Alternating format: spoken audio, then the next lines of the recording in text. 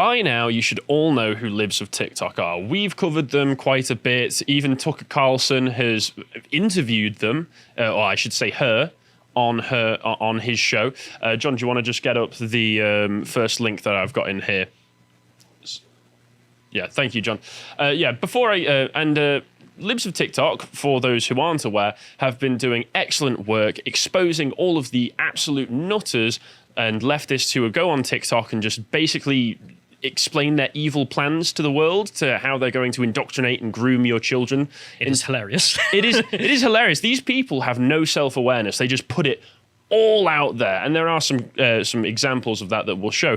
But as well as getting attention from all the right people, as you can imagine, it's also got all the attention from leftists who are not averse to shutting people down using somewhat coercive methods. And we'll get into what's going on with that in a moment. First, I'd just like to draw your attention to this premium video that came out a few months ago, all the way back in December, between John and Carl. I think it is relevant because it's talking about the feminist argument for abolishing the family. And if there's one thing that I think feminists, the intersectional feminists and gender ideologues share with one another, it's that they don't want people to have families. Certainly not normal families. The gender ideology is actively breaking up families and actively targeting children to destroy family bonds. So if you're interested in checking that out, you can find that on lotuseaters.com.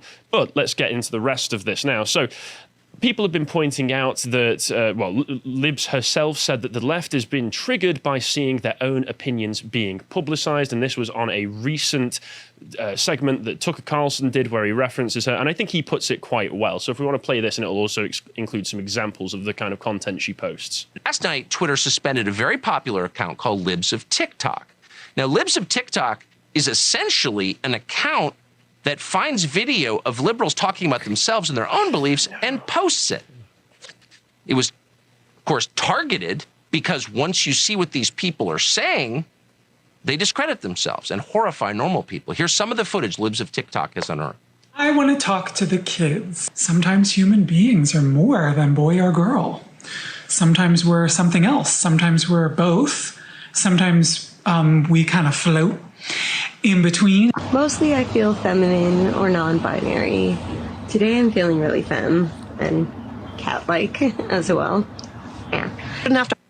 So as you can see from those clips, she's been basically publicizing nutters who aren't saying anything out of context. This is just what these people put out there for all of the public to see. She's just created an account on Twitter where it's collected all of this and made it easy to find rather than being dispersed throughout all of TikTok. And for anyone wondering what Callum was laughing at, there is on screen what appears to be a monster.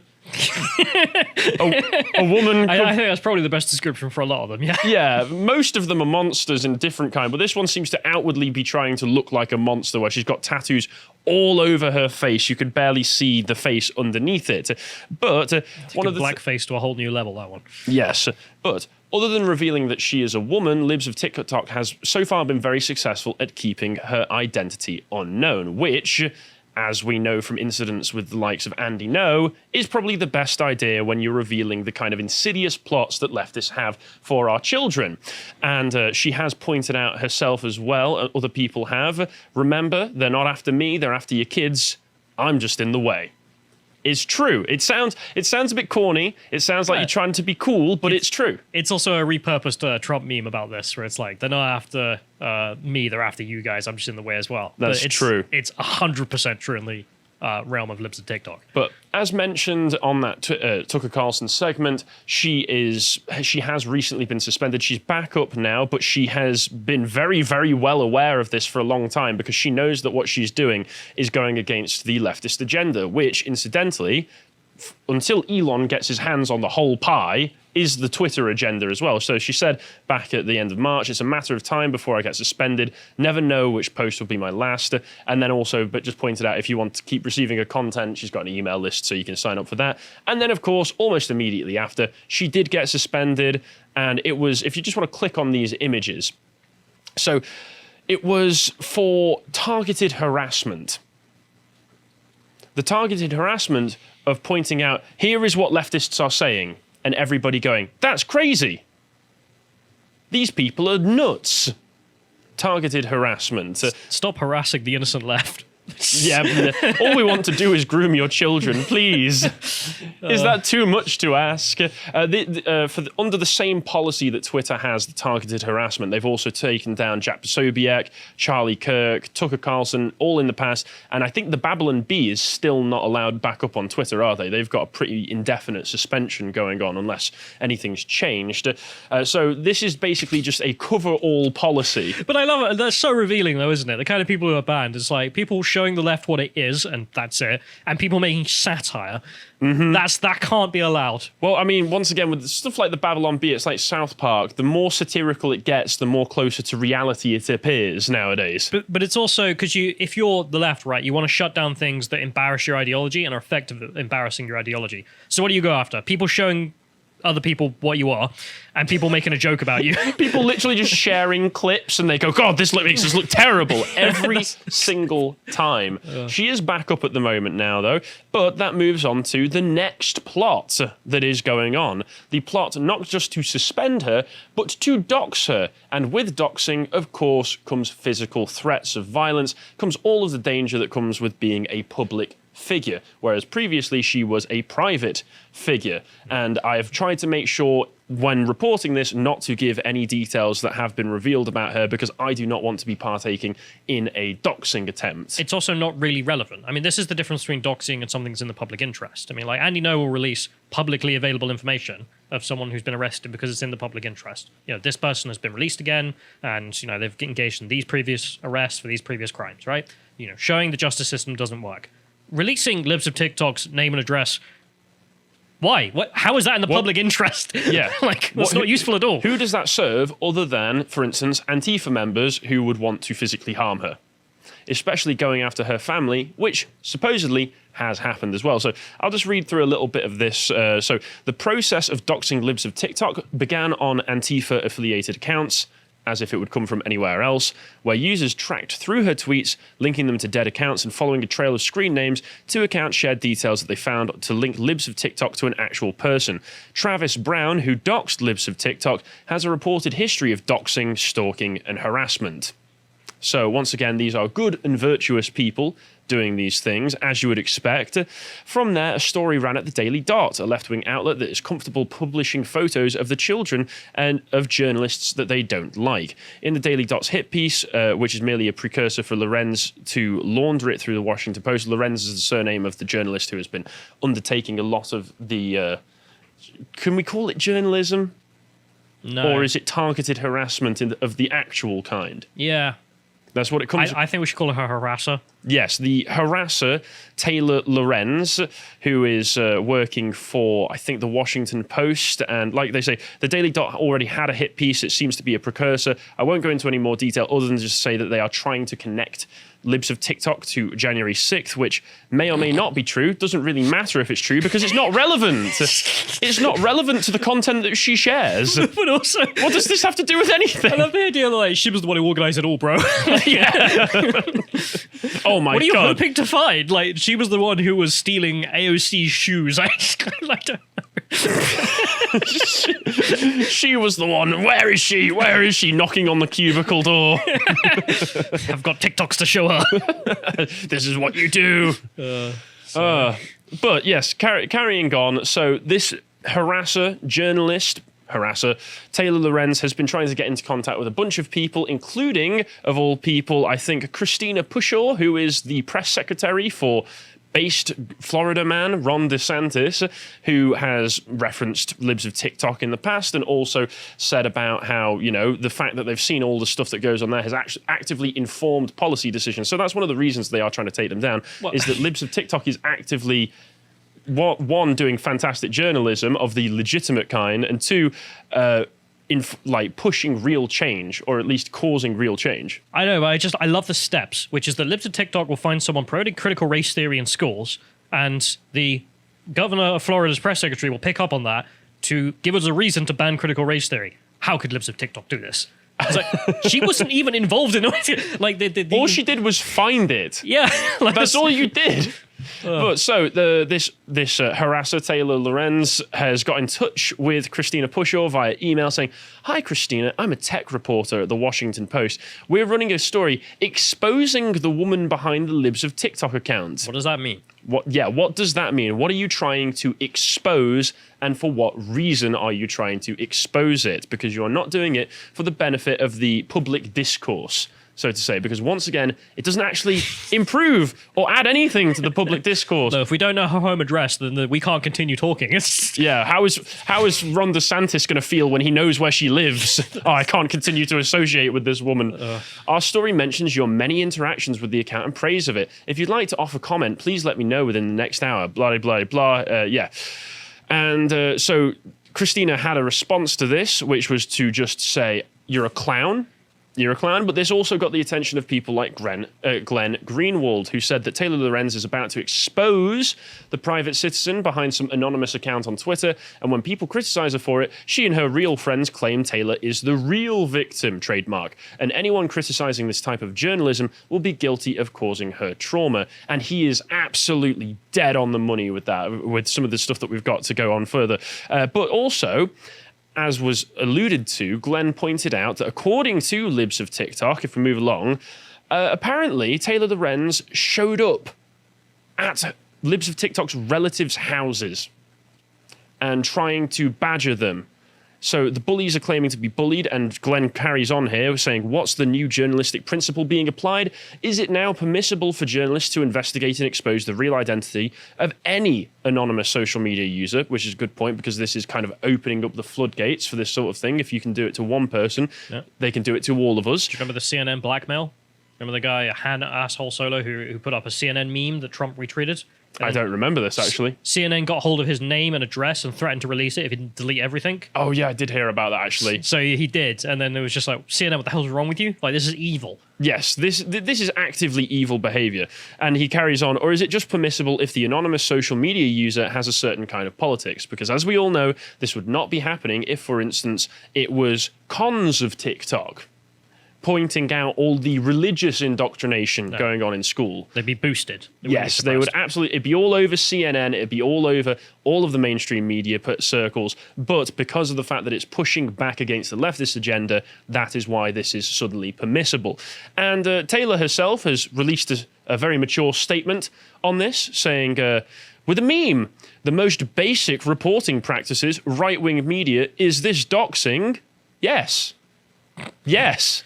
Yes, it is. You obviously just do not understand basic reporting practices. Yes, maybe if you were, say, trying to uncover the identity of a drug ring and their like kingpin or something. Here's their safe house opposite the police station. You know, that would be a story, yes, because it's in the interest of the police are obviously corrupt.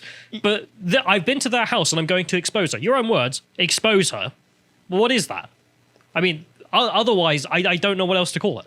Yes, this is doxing, and this is actively putting those people associated with Libs of TikTok, as well as her herself, in physical danger, because we know what happens when people get this information. They show up at your house and they try and attack you, and if they know your face, if you ever show up in public, Antifa will basically just try and kill you in the street. It's happened before. Succeed. Yes. But somebody has followed up with the Washington Post to try and find out if Taylor did go to the home members of the family of TikTok of Libs of TikTok, and they also point out here. Amber Athney points out the SPJ's, the Washington Post's ethical guidelines on minimizing harm. Do you mind clicking on those images for me, John? Ooh. Is it working? There we go. So journalists should balance the public's need for information against potential harm or discomfort. Pursuit of the news is not a license for arrogance or undue intrusiveness. So she's going against her own ethical guidelines there. Not that I expect leftists to have particular ethics or principles or guidelines that they abide by. They have to have these, as you know, you have to have a health and safety report on tripping over wires. Mm-hmm. They're not really too important to, well, harassers. No, they're really not. And somebody also pointed out that this is not just the harasser journalist herself, Taylor Lorenz's fault. It's not just her who's responsible for this doxing. There's also an editor behind the whole thing, Washington Post, who's presumably greenlit this whole activity. So we need to hold the whole institution, the whole publication liable for it, realistically speaking. I mean, I'm imagining, because they haven't published yet, I'm imagining they're now deleting. Yes, the this will not be released to the public. And if they do, my goodness, can you imagine if they do? I mean, that's a ballsy move. You're stupider than CNN. Congratulations. But I also found that this is not the first time that Taylor Lorenz has actively doxed people and caused them to be harassed and have death threats sent against them. Back in 2018, she revealed that 2 Instagram stars were the daughters of Pamela Geller, who I'm not familiar with, but is supposedly an anti-Muslim right-wing activist in America. So she'd read the Quran. Yes. But so it says here from Breitbart, in her article titled "The Instagram Stars Hiding Their Famous Muslim-Hating Mom Pamela Geller," the Daily Beast's Taylor Lorenz doxed the women as Pamela Geller's daughters. They had not disclosed the family link, perhaps due to the recurring death threats from Muslim extremists that Geller receives. Following the release of her article, which was heavily criticized on social media, Geller's 4 children immediately began to receive harassment and violent messages. Comments included racist piece of S, F you racist, racist bitch, and swine, the majority of which were sent to Geller's most famous daughter, Claudia, who runs a popular Instagram account. Geller's daughters, who are often referred to as the Oshry sisters, even had their talk show The Morning Breath cancelled by oath, despite the fact the accounts they run are all non-political. So she knows. She's done this before. This is the consequence of this kind of journalism. And this is just what happened to people who were incidentally related to somebody. Just 2 girls fooling about on Instagram and not releasing that their mother is this person because they don't want to be associated with it, which is their right to do so. You don't have to release this information. It wasn't really necessary. There's no actual what benefit is there to public interest knowing this? By the way, did you know that you should also hate these people because they're related to someone you already hate? So this is Trailer's history over here. Yes, but as well as already knowing the consequences, apparently she knows what it's like to be doxxed herself. Oh, boo-hoo, poor Tiz. Let's see this clip from 2 weeks ago.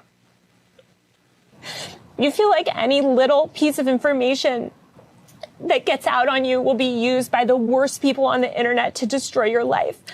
And it's so isolating. And terrifying. It's horrifying. I'm so sorry. It's overwhelming.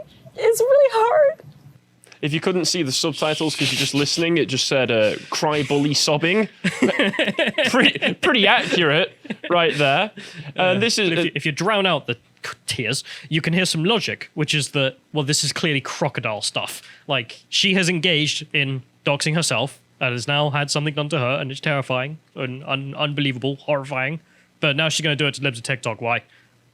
Just open it. Because she disagrees with me politically, and that makes it all right. But if it was conservatives doing this to her, then it's awful. I'm horrified. It's terrifying. But what is this person? Because either they're some kind of sociopath, have got no thoughts whatsoever, or I don't know, they just lack so much empathy they can't even recognize that other people may have, problems. It's only her that ever has problems. I think it's a mixture. It's like a cocktail of all the worst things that you can imagine, all put into one. Heavily self-involved. She has also made this statement before without going into quite this hysterics she is in this interview where Katie Herzog, this is Libs of TikTok herself, shared this screenshot. Katie Herzog, online harassment is terrible and should never be tolerated unless it comes to my enemies, in which case it's fine, which is basically just describing Taylor's position right there. And then Taylor herself, for some reason, responds to it saying, I know you're joking, but doxing, stalking, trying to hurt and smear people's loved ones, threatening them, it's not okay in any situation. Unless they're my enemies. Unless I do it.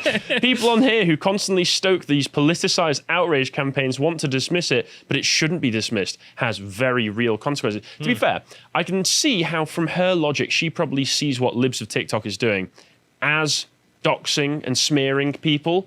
But this is publicly available footage that they put out there. Yeah. But I can see that's probably the logic that she's operating from, that she's using to justify it.